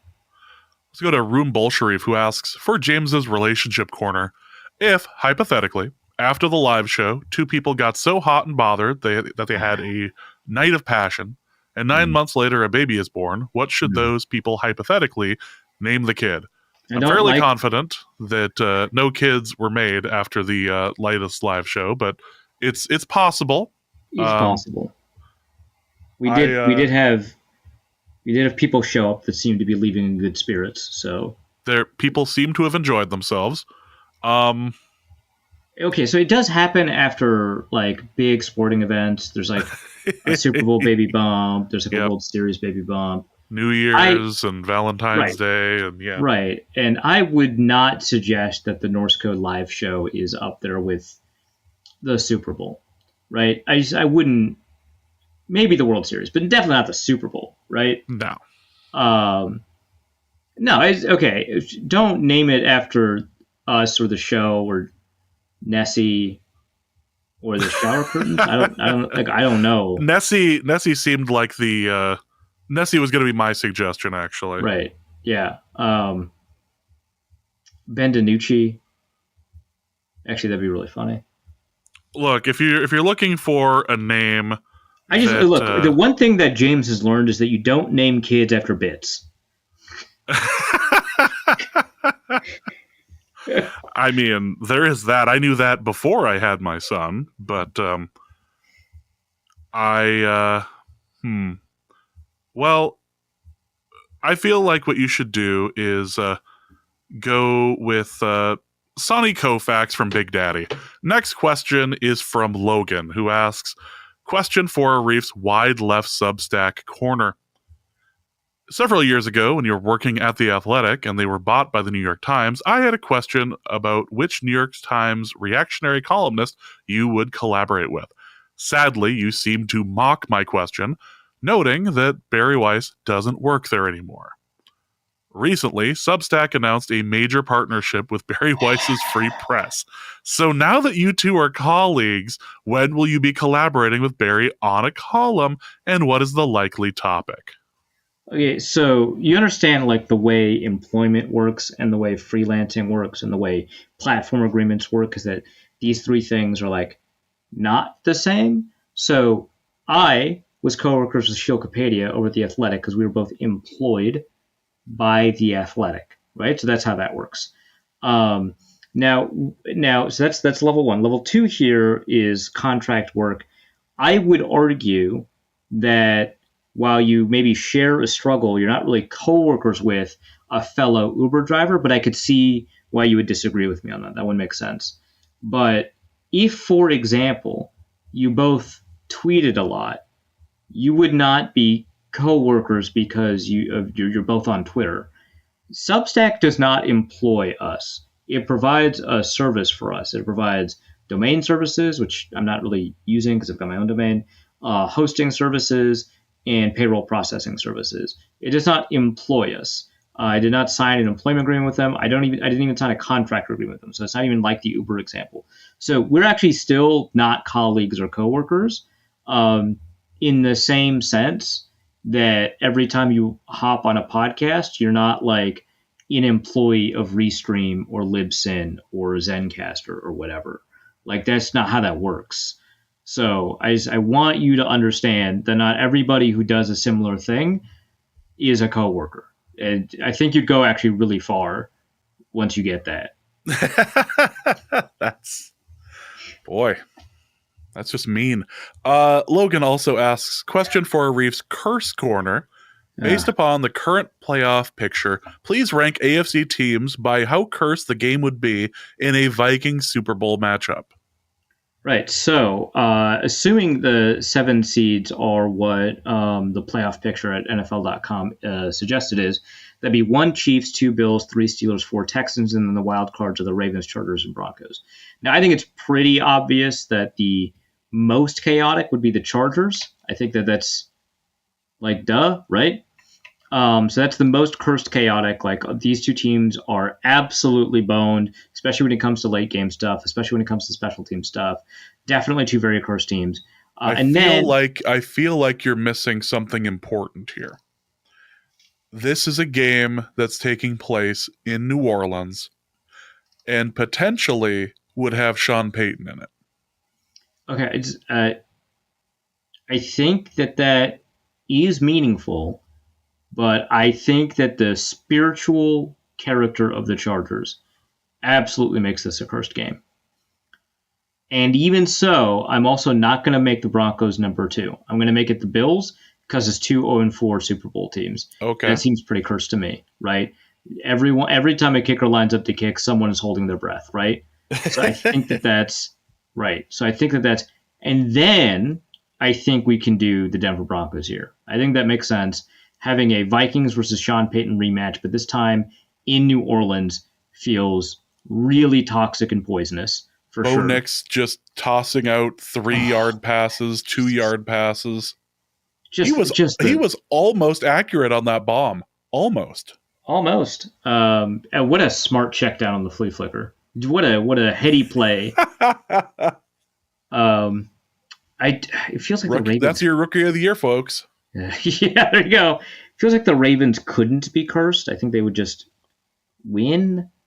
Same with the Chiefs. The Chiefs will make you hate yourself, so I guess they rank above the Ravens. So probably 7th Ravens, 6th Chiefs, which leaves the Steelers and the Texans in the middle.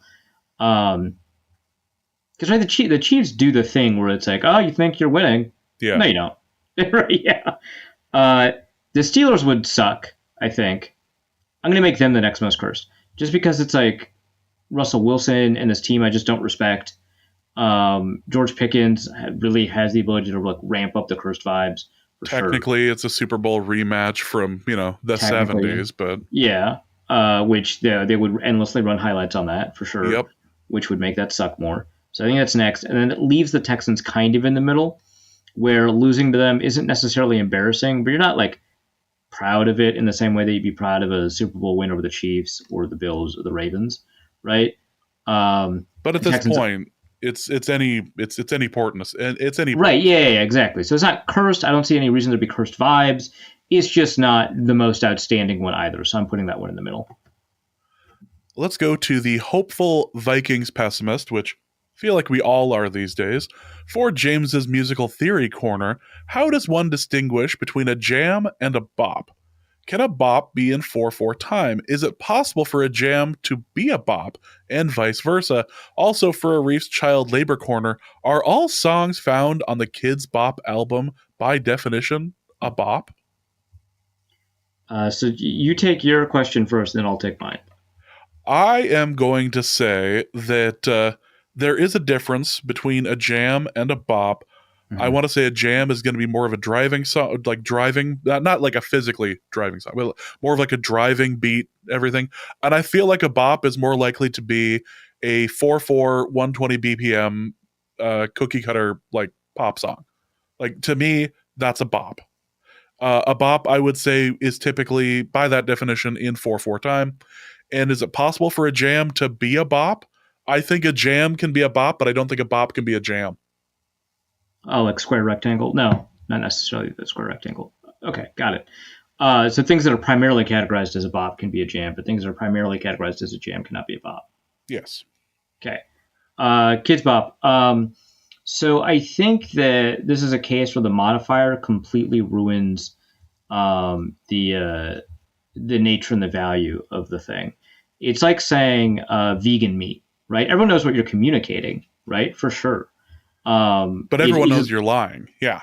Well, so I don't think that that's necessarily a lie, but certainly you wouldn't say that that's meat because it has the word meat in the name, right? Because no one is, I think, misleading anyone by saying vegan meat. Like, oh, you said the word vegan before it. I understand.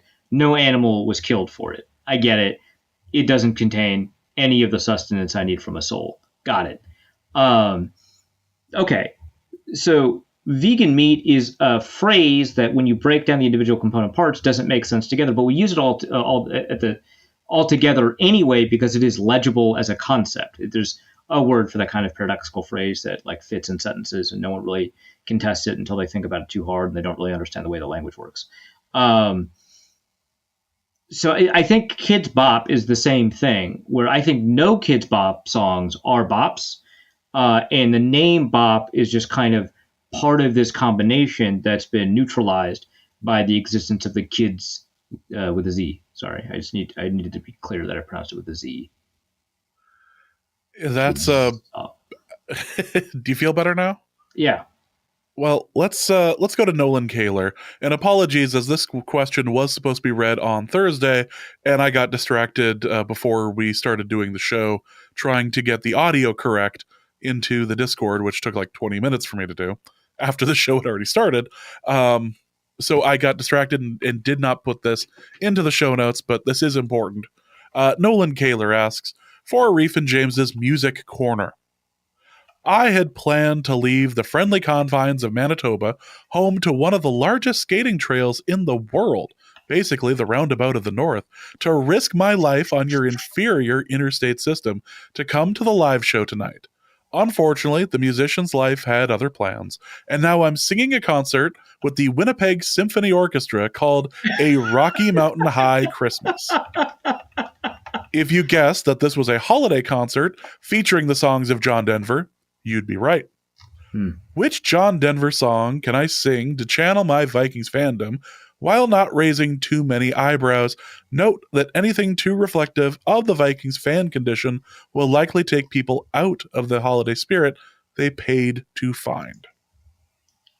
Okay, not a huge John Denver guy. Not to say I dislike him. I'm just not that familiar. So I just feel like this is just kind of like a you question to answer. I mean, I feel like the first place that you could go would be the Muppet John Denver Christmas album.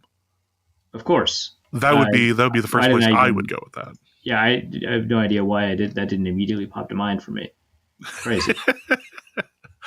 I mean, the Vikings are going on a jet plane over to Seattle this week. Yeah, I thought about that, but that feels kind of hokey. But I guess it is John Denver, so maybe that's fine. Maybe that's just kind of inevitable. Okay, I think those really work. If you want to get your inner Jared Allen on, you could do "Thank God I'm a Country Boy." But there you go.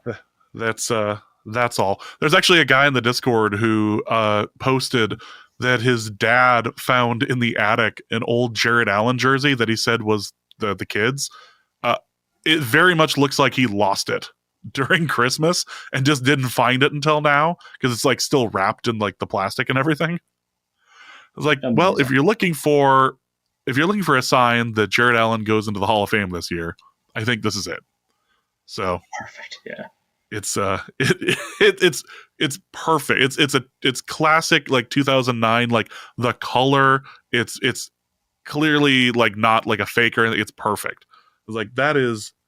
I would wear that with pride everywhere. Charles asks for Arif from Minnesota's Don from Ohio corner. What advice can you give for a friend who's looking to sustain an increasingly elaborate and precarious bit via a Vikings podcast mailbag?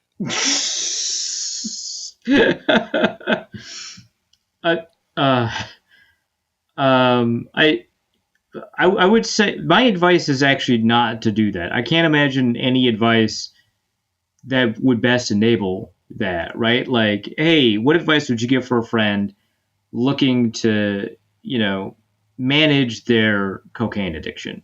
Be like, oh, actually, hey, here's some advice. Don't do that. Actually, that's bad. Why would I create it to make it better or easier? Yeah. I feel like, okay, maybe they didn't draw the most flattering comparison to us. Really, what ends up happening when you do something like this is quite simply you have to keep like copious notes to make sure that everything like works. Right, you got to storyboard your own bit related life, which is tough. It's not easy, and I don't suggest that. That you do it. At some point, someone's going to ask you something, and you're going to say, "Oh no, that's not canon," and you're going to say that literally and seriously without thinking that is like an insane thing to say to someone. Nope, that's not canon.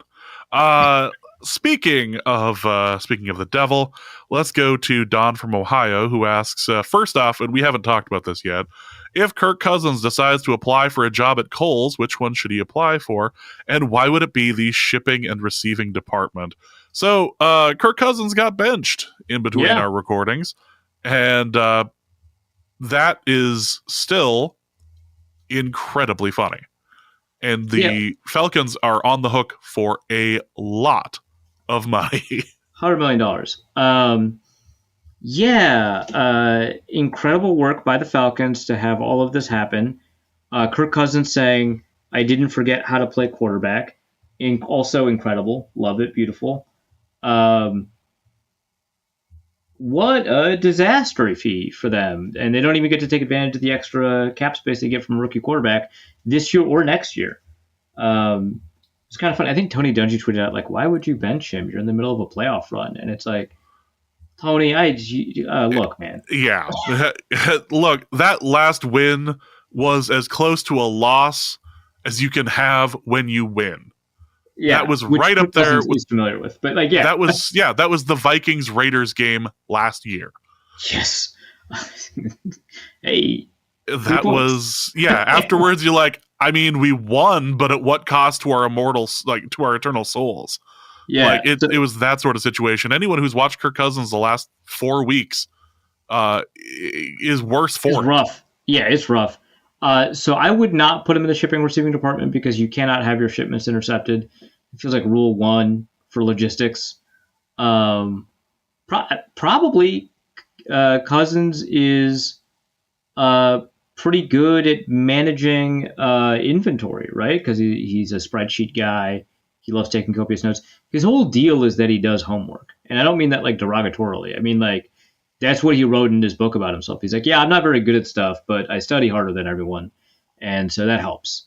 And that's basically how he said he got a quarterback scholarship and how he got into the NFL. Is like, he's like, yeah, I'm not really good at doing all this stuff intuitively, which I mean, we got to speak in relative terms. And any NFL quarterback is a lot better doing stuff intuitively related to quarterbacking than almost anybody else on the planet. But like, he out hustled.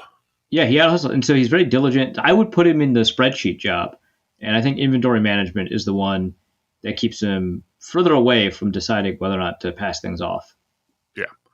Also from Don from Ohio, is Sam Darnold having the greatest season ever for a ginger quarterback?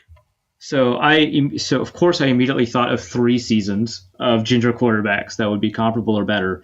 And I think all 3 of them are probably better. James made up a 4th one. I'm not familiar with what he's talking about. He can talk about it after the question's over. But Sonny Jurgensen, 1967, one of the better quarterback seasons that we've seen pre-70s. He had 8 yards. He was averaging 8.9 yards per attempt in 62 and over 7 yards an attempt in 67, which is crazy. But he also led the league in touchdowns. He had 31 touchdowns in 1967. He threw the ball 500 times, and he was still able to get an adjusted net yard average of 6.62. Incredibly low sack rate. In era-adjusted terms, one of the better seasons that we've seen. And then recently, both Carson Palmer and Andy Dalton in 2015 had outstanding seasons.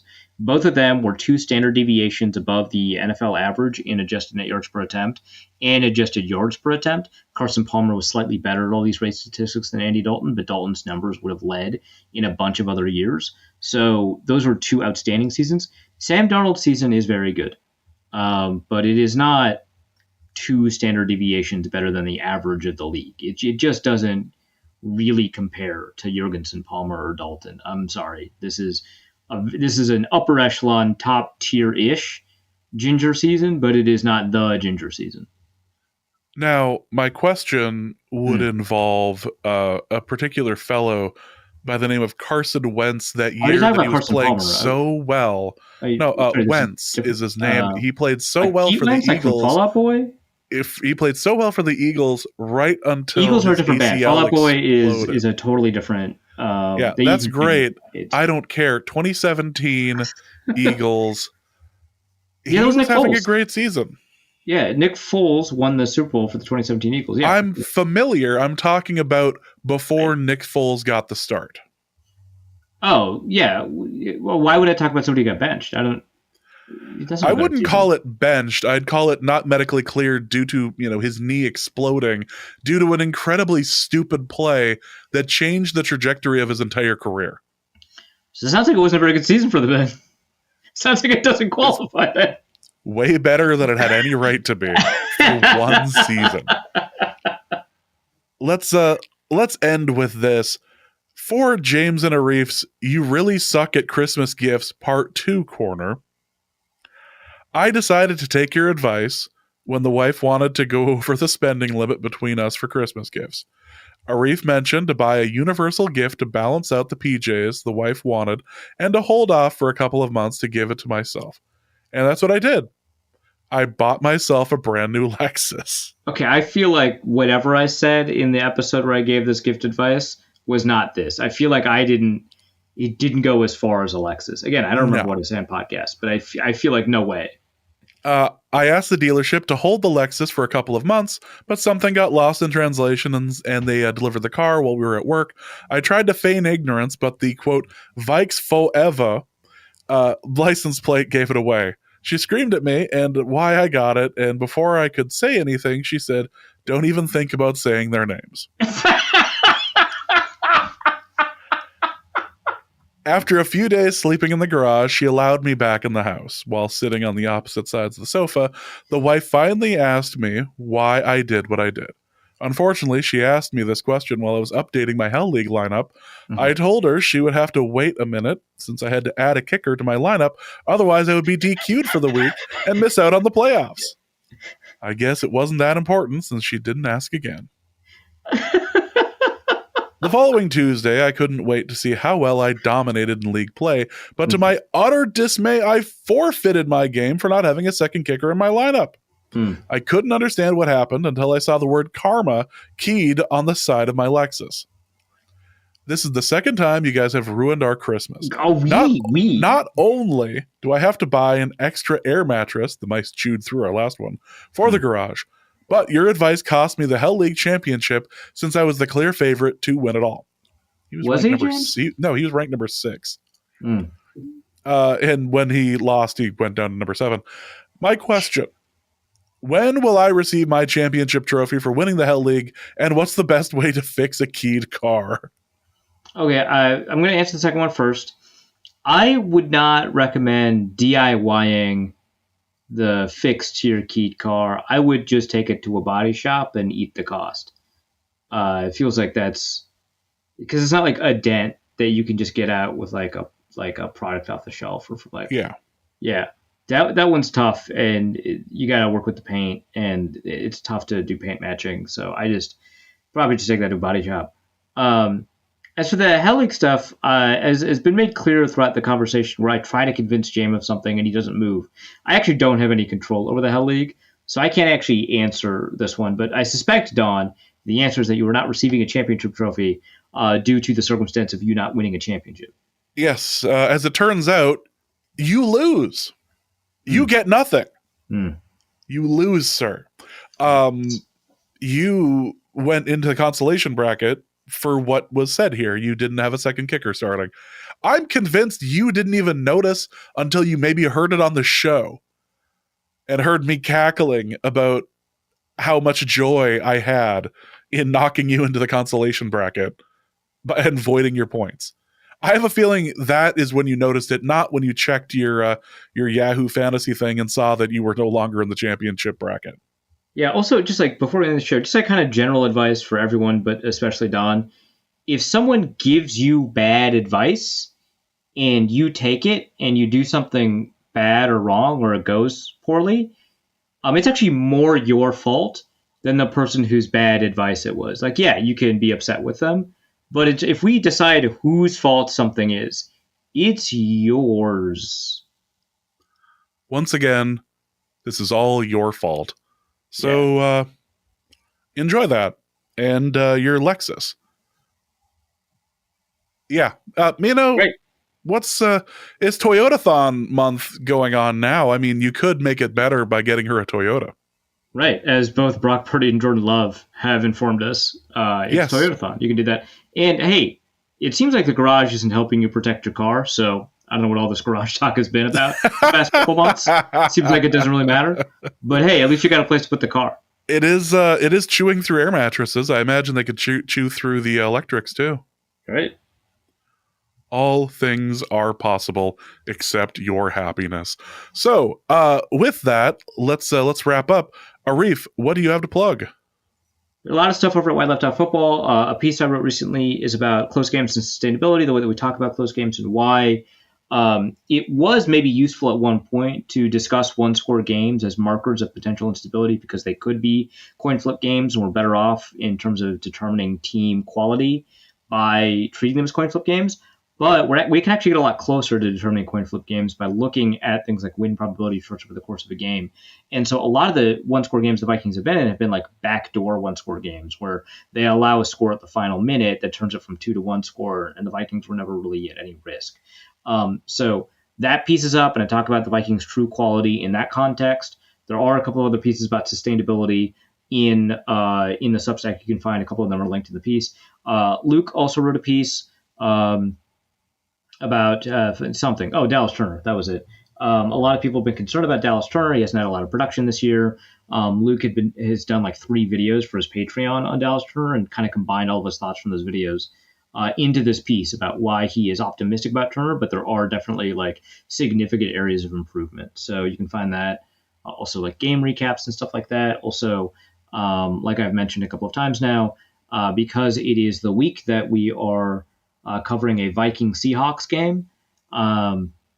It is by Seahawks Twitter calls it a Reef Week. I didn't come up with that name. I just want to be clear. But every time that happens, I try to raise money for the Lavender Rights Project, which helps queer people of color in Seattle with stuff like housing assistance, legal discrimination, employment discrimination, and so on. There's like leadership workshops and, pushing people into legal professionals so that they can make the system work for other people and stuff like that. You can check that over at Why Laptop Football or go directly to the Lavender Rights Project and donate there. That's it.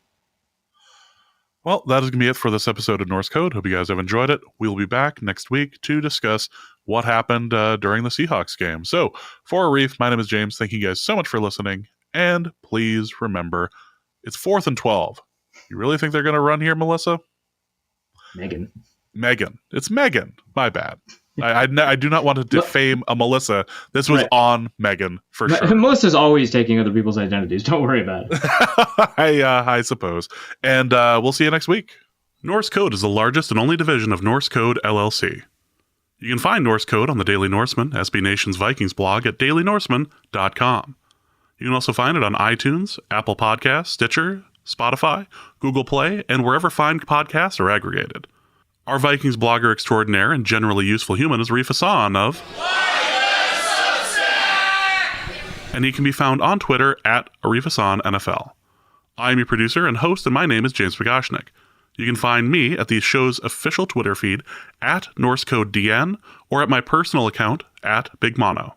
If you'd like to donate a few bucks to the show, you can do so in a couple of different ways. You can go to patreon.com/NorseCode and donate there. For $3.50 a month, you get bonus material and more. You can also go to paypal.me/NorseCode for a one-time donation, or you can go to norsecode.threadless.com and pick up some Norse Code merch. Any questions or comments that cannot fit in a tweet can be sent to norsecodepodcast@gmail.com. On behalf of the Norse Code staff, we thank you so much for listening. Our formula is this. Hey, all things are possible through the power of Ben DiNucci.